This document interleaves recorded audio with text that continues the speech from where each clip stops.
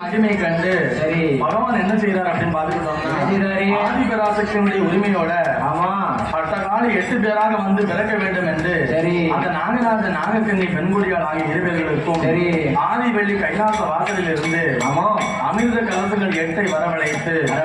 அந்த 8 கலசத்தில் இருந்து சரி 21 நாள் அரை மண்டலம் ஆமா 48 நாள் ஒரு மண்டலம் அப்பா சரி இவங்க விரதம் இருந்து ஆமா அதை பூஜை செய்து வந்தாங்கன்னா சரி அந்த கலசத்துல இருந்து அட்டகால 8 பேரா உங்களுக்கு பிள்ளையாக பிறப்பார் என்று பிறப்பா ஆதிபராசக்தி வரம் கொடுக்க சரி